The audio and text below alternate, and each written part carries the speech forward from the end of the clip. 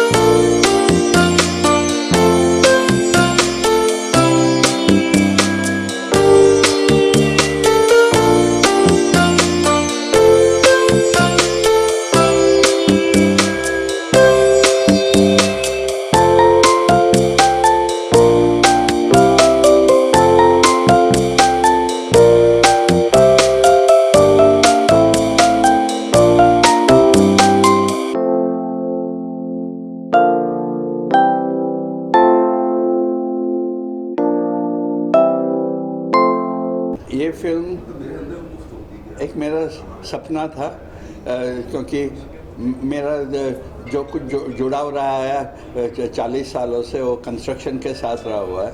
और यहाँ construction project काफ़ी हाईलाइट हुए हैं और एक आदमी अपने अरमानों के साथ कैसे आगे बढ़ सकता है उसकी धगश और मेहनत के साथ इसमें दिखाने का प्रयास किया गया, जो सब युवाओं के लिए प्रेरणादायी बन सकता है। ये हमारा नम्र प्रयास रहा है। सर, मैं ये जानना चाहता हूँ, मुझे ऐसा लग रहा है कि इस फिल्म का टाइटल पहले शायद कुछ और था, क्योंकि बार बार इसमें लिट्टी चोखा का जिक्र हो रहा था। शायद आप लिट्टी चोखा भी कर सकते हैं टाइटल।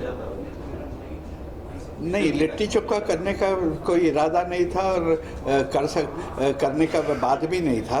1 किलो आटा एक मजबूरी में आदमी क्या मांगेगा, जब भूखा पेट होएगा तभी क्या मांगेगा, वो सोच के किया था। लिट्टी चोखा तो लिट्टी पे तो घी भी उसके लिए घी चाहिए, तो वो बात नहीं थी।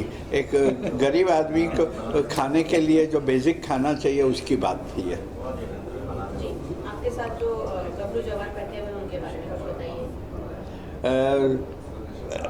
इसने पहले मेरे साथ बिछिया में भी काम किया और दूसरी 1-2 फिल्म में काम का देखा। उसके बाद मुझे लगा कि ये बराबर ये रोल के लिए फिट बैठेगा। कईयों का कहना था नया चेहरा है, तो मैंने बोला नया होगा वही पुराना होएगा, पुराना और पुराना हो जाता है। बताइए कुछ, सबसे पहले इस फिल्म के बारे में बताइए। ये फिल्म एक युवक की ऐसी कहानी है जो कि किसी के अंदर रह के और नौकरी या नौकर नहीं बनना चाहता। वो आत्मनिर्भर बनना चाहता है, चाहे छोटा काम हो। सपने उसके बड़े हैं, लेकिन छोटे से शुरुआत करके बड़ा बना जा सकता है। इस फिल्म से ये मैसेज है। फिल्म में अंजना जी है, उनके साथ कैसा एक्सपीरियंस रहा है? बहुत अच्छा एक्सपीरियंस है। इससे पहले हम लोग साथ में अंजना जी के बिछिया कर चुके हैं, तो वो बहुत ही कंफर्टेबल रहता है उनके साथ। उनके साथ आप गाने भी कर रहे हैं, रोमांस भी कर रहे हैं, उसके बारे में कुछ बताइए। ये थोड़ा सा चैलेंजिंग था, क्योंकि बिछिया फिल्म में हम लोगों ने भाई बहन का किरदार किया था साथ में अंजना जी के साथ, तो था थोड़ा सा अलग लगा, लेकिन बहुत ही अच्छा है। एक्चुअली क्या होता है कि 2 आर्टिस्टों में मतलब अंडरस्टैंडिंग होती है तो चीज़ें आसान हो जाती हैं, तो बहुत अच्छा रहा। दीपक सर आपको मौका दे रहे हैं, उनके बारे में मैं हमेशा कहता रहता हूँ, जो भी पूछता है, जैसा कि आपने पूछा कि दीपक सर क्या है कि मुझे मौका दिए, लेकिन इंडस्ट्री में हर उस आदमी को मौका देना चाहते हैं या दे भी चुके हैं जिनमें पोटेंशियल इनको दिखता है कि नहीं ये कर सकता है। और बाकी बाबूजी बता सकते हैं कि मैं इनके विश्वास पे खरा उतरा कि नहीं। बॉक्स ऑफिस बताएगी वो। काम अच्छा किया तुमने। हाँ। बिल्कुल बाबूजी। कब तक रिलीजिंग की प्लानिंग है Deepak sir? Probably in next 2 months, 2 महीने में, अगले 2 महीने में कर देंगे। अंजना जी आज यहाँ उपस्थित नहीं है, क्या वजह है? उनकी फिल्म का ट्रेलर लॉन्च है। नहीं, लखनऊ में है। उसकी माँ की तबीयत ख़राब थी और गई है बहुत टाइम के बाद। सीरियल में यहाँ जुड़ी हुई थी, उस वहाँ से ब्रेक मिला और माँ की तबीयत ख़राब है करके गई है। तो बोलता तो आ भी जाता 1 दिन के लिए, वो आ जाती, मगर मैंने सोचा कि नहीं, माँ और बेटी के साथ रह लेने दो। बिछिया के बारे में जानना चाहूँगी। जैसे बिछिया और बाकी पोस्टर्स मुझे दिख रहे हैं, रितेश पांडे जी के का गाना का पोस्टर दिख रहा है, उसके बारे में कुछ बताइए।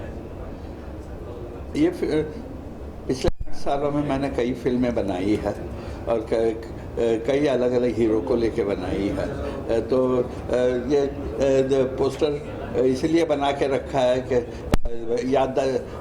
याद आता रहे कि क्या क्या मेरी जर्नी कैसी रही है फिल्म लाइन में। और इतना कर चुके हैं और इतना करना है। देखो, ऊपर वाले ने चाहा तो इससे भी ज़्यादा करेंगे। अपकमिंग प्रोजेक्ट्स क्या क्या है, किस पे काम कर रहे हैं, क्या क्या शूट पे जाने वाली है फिल्म, कुछ बताइए। फिलहाल नहीं सोचा है अभी, सोचेंगे अभी। ये जरा 5 फिल्म पोस्ट प्रोडक्शन में है, उसका ज़रा आगे बढ़ जाए, उसके बाद प्लानिंग करेंगे। अभी जो फिल्म शूट हो चुकी है उसके ऊपर ही काम चल रहा है।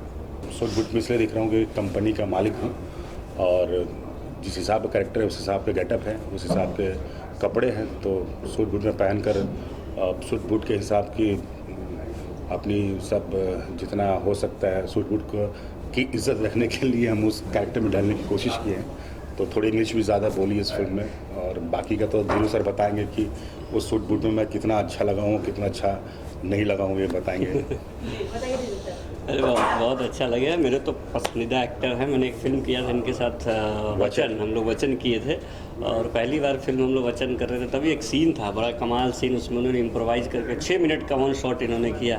पहली बार हम लोग तब कर रहे थे, तभी मुझे बड़ा पसंद आया था और फिर दूसरी बार काम करने का मौका मिला। बहुत अच्छा फिल्म बनी है और बहुत अच्छा इन्होंने किया भी है।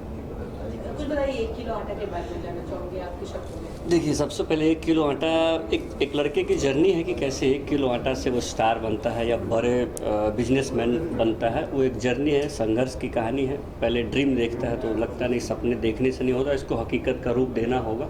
तो कैसे 1 किलो आटा से बड़ा बिजनेसमैन बनता है, यही स्टोरी है। एक इंस्पायरिंग स्टोरी है, इससे लोग यूथ इंस्पायर्ड होंगे। देव सर, आपसे जानना चाहूँगी, कुछ बताइए अपने शब्दों में इस फिल्म के बारे में। बेसिकली 1 किलो आटा मैं इतना ही कहूँगा कि जब धीरू जी का फ़ोन आया था मेरे पास कि मैं एक फ़िल्म कर रहा हूँ, तो मैंने पूछा सर नाम क्या फिल्म, उन्होंने कहा 1 किलो आटा। मैंने पूछा नहीं क्या कैरेक्टर है, टाइटल ही इतना यूनिक था, इतना प्यारा यूनिक। अगर भोजपुरी हम कर रहे तो हम सबको लगता है कि क्या अलग कर सकते हैं। तो मैं अपनी बात कर रहा हूँ कि मैं एक ऐसा एक्टर हूँ, मैं चाहता हूँ कि बिल्कुल अलग कहानियों पर काम करूँ। तो जब इन्होंने 1 किलो आटा बोला तो मुझे लगा कुछ तो अलग है, तो मैंने इनको हाँ बोला। फिर मैंने कहा सर मैं सीरियल कर रहा हूँ लेकिन डेट का बोले आप मैं करेंगे, हम लोग मैनेज कर लेंगे। और हुआ ऐसे ही, इन्होंने बहुत कोऑपरेट किया। मैं यहाँ शूटिंग करता था, फिर जाकर सीरियल की शूटिंग करता था। पर 1 किलो आटा की जब मैंने सर से कहानी पूछी तो बोले कि देखिए ये एक ऐसी कहानी है कि आधी, बता दूँ कि आधी फिल्म सपने में है और आधी फिल्म बाद हकीकत है। मेरी जर्नी कहीं ना कहीं इस फिल्म को देख के लगता है, ट्रेलर जब मैंने स्क्रिप्ट पढ़ी तो मुझे भी लगता था कि कहीं ना कहीं जर्नी उस हर वो शख्स के लिए जो एक सपना, एक ख्वाब लेकर शहर आता है कुछ बड़ा करने के लिए। तो जब आप देखेंगी तो इसमें ईशान ने जो किरदार किया है वो बिल्कुल बताता है कि हर आदमी को सपना देखने का हक है, और जब तक सपने आप देखेंगे नहीं तब तक आप कुछ बड़ा कर ही नहीं पाएंगे। तो वो सपना देखता है पर उसका सपना टूटता, फिर वो उस रियल में बहुत मेहनत करता है, कोशिश करता है। क्योंकि मेरा एक मानना था कि जब मैं बहुत पहले जब मैंने सोचा कि मुझे एक्टर बनना है तो लोगों ने काफ़ी मजाक उड़ाया था। तो मुझे बहुत मेरे करीबी जिनसे मैं पढ़ता था उन्होंने एक बात बोली थी जो मेरे जहन में अटक गई थी कि अगर हम ताजमहल का सपना देखेंगे तब जाके एक झोपड़ी खड़ा कर सकते हैं, तब एक घर खड़ा कर सकते हैं। तो ये मेरे जहन में बैठ गया था कि इतनी बड़ी बात इन्होंने बोली और मैं आज तक नहीं भूला। वो लाइन लेकर मैं एक्टर बनने आया था। और हाँ, बाबूजी की थी वो 3 बातें थी कि बहुत, मेरे बाबूजी ने मुझे बोला था कि ईमानदारी से जहाँ भी जाना, जिस जगह जाना ईमानदार रहना, झूठ मत बोलना, देर आओगे दुरुस्त आओगे। तो देर आना और दुरुस्त आना वो ज़्यादा कोशिश करना है, छल कपट में मत रहना। तो मैंने वही कोशिश की है। तो इस फिल्म में भी एक लाइन, लास्ट में लाइन आता है कि जब मैं बोलता हूँ शांतु की जो ज़िद्दी और जुनूनी होते हैं एक दिन कामयाब होते ही होते हैं। तो ये है, मैं यही कहूँगा कि एक अच्छी सब्जेक्ट पे कमाल से फिल्म बनी और धीरू जी ने बहुत अच्छी कास्टिंग भी की है, बहुत अच्छा डायरेक्शन किया है, बहुत अच्छा काम किया है और बहुत अच्छा काम करवा भी लिया है सबसे, हम लोगों से। और मैं दीपक शाह जी का बहुत बहुत धन्यवाद कहना चाहूँगा कि इस तरह की इंस्पिरेशन फिल्में जो बन रही हैं भोजपुरी में, ऐसे सारे निर्माताओं की को मैं बोलूँगा कि आप सब सामने आइए और नए प्रतिभाओं को मौका दीजिए। शायद नया लड़का है और जिस हिसाब से दीपक शाह जी ने उनको मौका दिया, मैं चाहता हूँ कि और भी एक्टरों को मौका दिया जाए अभी तो मेरे थोड़ी देर पहले बात कर रहे थे, बोल रहे थे कि देखो अभी तुमको लॉन्च कर रहा हूँ मैं अगली फिल्म में। अच्छा नहीं, हाँ बोल रहे थे, फिर बोले कि लॉन्च करने के लिए, लेकिन तुमको लॉन्च करने के लिए ज़्यादा पैसा खर्च करना पड़ेगा। मैं मजाक कर रहा हूँ। खैर दीपक शाह जी बहुत अच्छे हैं और धीरू जी के साथ काम करने का ये मेरा दूसरा मौका था। हम लोगों ने काम किया और मैं आगे कोशिश करूँगा कि जल्दी जल्दी मुझे बुलाएं और मैं इनके और फिल्मों में काम करूँ। इसी को मैं कैरी फॉरवर्ड करूँगा। इन्होंने बोला दीपक शाह जी, बहुत कम ऐसे प्रोड्यूसर होते हैं जो सिनेमा किसी के लाइफ बनाने के लिए करते हैं, किसी बच्चे का सपना पूरा करने के लिए, किसी लड़के का सपना पूरा करने के लिए। तो ईशान जैसे लोग, बहुत सारे लोग हैं बॉम्बे में, और हर कोई लकी नहीं होता, हर किसी को दीपक शाह जी नहीं मिलते हैं। और बिना कैलकुलेशन, बिना बिजनेस कैलकुलेशन के फिल्म बनाना कि क्या प्रॉफिट क्या लॉस होगा बाद में देखेंगे, किसी का कैरियर बन जाएगा, उसके लिए फिल्म बनाना, निस्वार्थ भाव से फिल्म बनाना, ये दीपक शाह जी जिनको प्यार से हम बाबूजी बोलते हैं, बहुत बड़ी बात है। और शायद मुझे लग रहा है वो अकेले ऐसे प्रोड्यूसर है भोजपुरी इंडस्ट्री में जो इस तरीके के लोगों पे भरोसा करते हैं, नए लोगों को मौका देते हैं। और मैं तो चाहूँगा हमेशा आगे भी मौका देते रहें वो सबको, ताकि नए नए टैलेंट उभर के आए। उनके दिए हुए मौके वाले लोग आज स्टार, सुपरस्टार कहते हैं। कहीं ना कहीं जड़ और कहीं ना कहीं नींव बाबूजी का ही रखा हुआ है। बाकी बाद में तो फल फूल खिलते ही है देश दुनिया में, बट नींव रखा हुआ उन्हीं का है। तो मैं चाहूँगा कि ऐसे ही उनका आशीर्वाद सब लोगों पर रहे और भी नए नए टैलेंट्स उभारे उनके बैनर के थ्रू। अभी तो तन्वी मल्टीमीडिया के बाद एक सिस्टर ब्रांच आया है, अनिका आर्ट्स। मैं चाहूँगा अनिका आर्ट्स से भी बहुत सारे स्टार्स आए और अपना नाम कमाए, बस। हाँ, इतना ज़रूर मैं भी एक लाइन उसमें जोड़ना चाहूँगा कि सर का काम है नए टैलेंट को मौका देना। तो नए लड़के, जो नए टैलेंटेड लड़के हो, मेहनत उनको करना है। उनको एक मौका मिल गया तो बार बार ये नहीं कि, तो मेहनत उनको करना पड़ेगा और मेहनत से ही आगे की राह खुलेगी। तो अगर किसी ने उंगली पकड़ी है तो बस उसको पकड़ के आगे बढ़ने की कोशिश करिए, अच्छा काम करिए, ईमानदारी से काम करिए। किस्मत एक बार साथ देता है पर मेहनत आपको आगे लेके जाता है, तो ये बहुत ज़रूरी है। तो ये मैं नए लड़कों के लिए कहूँगा। Thank you so much. मेरा सवाल है, जी मैं भोजपुरी को देख रहा हूँ 2 साल से, प्रॉपर मैं विश्लेषण कर रहा हूँ, मैं देख रहा हूँ पिक्चरें बहुत अच्छी बन रही है, पिक्चरों में गाने अच्छे बन रहे हैं, उसके बाद भी भोजपुरी में विवाद कहाँ से आ जाता है, क्यों हो जाता है हर महीने, क्या कारण हो जाता है कि विवाद हो जा रहा है? देखिए, विवाद की बात मैं इतना ज़रूर कहूँगा कि विवाद सिनेमा को लेकर तो हो ही नहीं रहा है। आप 2 साल से अगर देख रहे तो सिनेमा को लेकर कोई विवाद अपने सुना गया, गानों को लेकर सुन रहे हैं, एल्बम के। और मेरा तो दूर तक एल्बम से कोई रिश्ता नहीं है। गाने आते हैं, हाँ सोशल मीडिया पर देखता हूँ कि ये गाने आ रहे हैं इतने मिलियन हो गए, ये गाने आ रहे हैं इतने मिलियन हो गए। और मैं आपको बताऊं, अगर कई लोग बोलते हैं कि अश्लीलता, लेकिन मैं बोलूं, मैंने एक दिन बहुत सोचा तो मैंने देखा कि 2-3 गाने ऐसे जिसमें अश्लीलता थी नहीं, और वो गाने ब्लॉकबस्टर है। एक खेसारी जी का गाना था ठीक है, उसमें कुछ भी अश्लील नहीं था, वो गाना बहुत बड़ा हिट था। रितेश जी का गाना था हेलो कौन, कुछ ऐसा गाना था, लगा वाले लिपस्टिक। इसमें मेरे को लगता है कि सब गाने बहुत अच्छे हैं, फिर क्यों अश्लीलता की तरफ जाने का? अच्छे लोग भी, हम देखिए जनरेशन के हिसाब से चेंज होना होता है और लोग पसंद करें। थोड़ा क्या हो गया है कि ये जो एल्बम की दुनिया में जो नए सिंगर्स आ रहे हैं जिनको बहुत जल्दी स्टार बनने का वो है ना, तो वो कुछ अश्लीलता शुरू करते हैं और गाना शुरू करते हैं। और विवाद तो ऐसा है कि देखिए, जहाँ पे हम घर में भी जहाँ 2 बर्तनें होती है आसपास, तो डंडन करता रहता है। और ये चीज़ बटनी नहीं चाहिए कि हम मेरा वो। मैं आपको ये बोलना चाहता था कि देखिए, आज मैं यहाँ बैठा हूँ, धीरू यादव जी हैं, मैं देव सिंह जी हूँ, तो हम लोग मिले हैं, बैठे बात कर रहे हैं। और हर एक्टर को डायरेक्टर के हिसाब से काम करना चाहिए, डायरेक्टर जो जैसा कहे, तो हम लोग वैसे एक्टर। तो ये विवाद जो चल रहा है इसको बिल्कुल ख़त्म कर दो। और ख़ास करके बहुत गंदा लगता है जब गाली गलौज होती है। ये गाली गलौज तो बिल्कुल बंद होना चाहिए, क्योंकि हम खुद इस इंडस्ट्री से, और हमको खुद शर्माती है यार, हम किस इंडस्ट्री में जहाँ पे इतनी गाली गलौज होने लगी है। क्योंकि जो लोग नहीं है इंडस्ट्री के, वो भी लोग गाली गलौज देना शुरू कर दिए। हमारा जिससे वो नहीं, अगर मैंने आपके पक्ष में बोला तो दूसरा नाराज़ होता है, उनके पक्ष में बोला तो दूसरा नाराज़ हो जाता है। तो ये बड़ी विडम्बना है, और इस विवाद से निकल जाए तो अच्छा है। इंडस्ट्री हमारी छोटी इंडस्ट्री है, बहुत बड़ी है, लेकिन सबसे ज़्यादा व्यूअर्स है, सबसे ज़्यादा लोग देखने वाले हैं भोजपुरी को। तो जितना हो सके उतना ये सब छोड़ के आगे कदम बढ़ाएं, अच्छी फिल्मों का निर्माण करें। आप आज कन्नड़ सिनेमा बहुत आगे आ गया है, तो इस तरह हम भी चाहेंगे अगर ऐसे मिल के काम करें तो बहुत अच्छा कर सकते हैं। सर, मैं ये भी जानना चाहूँगा, मैंने आपके अभिनय को देखा, बहुत अच्छे अभिनय कर रहे हैं आप। तो ये जानना चाहूँगा कि आप हीरो बन के कब आ रहे हैं? कोई प्रोजेक्ट है और जिसमें आप हीरो हैं, मेन लीड रोल आपका है? सर मैं ऐसी काफ़ी फिल्में मेरी आ रही हैं जिसमें मैं इसमें भी मैं समझिए मैं पॉजिटिव रोल में ही हूँ मैं, और काफ़ी फिल्में मैंने अभी की, प्रतिबंध की थी, उसमें पॉजिटिव था, बैरी सिल्वा की थी पॉजिटिव। अभी मेरे अभी आने वाली कई एक फिल्म अनोखा बंधन, और अभी मैंने एक फिल्म साइन की थी नौटंकी साला, वो भी हीरो ही था मैं, लेकिन उस समय की वजह से नहीं कर पाया। तो ऐसी फिल्में काफ़ी और आगे बहुत ऐसे चल रहे हैं, और बहुत जल्दी मेरा मानना है कि मैं एक्टर हूँ तो मैं कुछ भी कर सकता हूँ।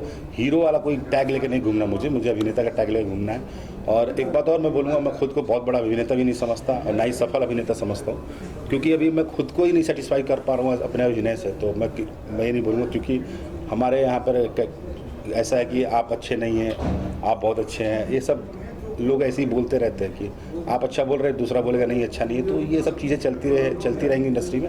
मुझे मेरे काम से ये है कि मैं जो भी काम करूँ उसमें अपने 100% दूँ, मेरे ऑडियंस को अच्छा लगे, मेरे डायरेक्टर को अच्छा लगे, ये मेरा सबसे इम्पोर्टेंट होता है कि मेरे डायरेक्टर को मेरा काम पसंद आना चाहिए बस। निर्देशन से जानना चाहूँगा सर, बहुत अच्छा आप निर्देशन कर रहे हैं, बहुत अच्छा डायरेक्शन कर रहे हैं, को और कौन सी चीज़ प्रोजेक्ट है जो आ रही है? अभी आने वाली है, दीपक किराना भंडार आने वाला है, पेपर बॉय आने वाला है, ये सब फिल्में अभी आने, कुदरत आएगी, लालटेन आने वाला है, ये सब अभी आने वाला है, सब बन के रेडी है, धीरे धीरे सब फिल्में आ रही हैं। और इनके फिल्मों के टाइटल देखिए, सब डिफरेंट है और सब यूनिक है। दीपक किराना स्टोर सोच नहीं सकता, कोई पेपर बॉय कोई सोच नहीं सकता, तो अच्छा है। मुझे ऐसे लग रहा है कि 1 किलो आटा जिस तरह इन्होंने सोचा, आगे भी ऐसे कुछ अच्छे सब्जेक्ट सोचते रहेंगे।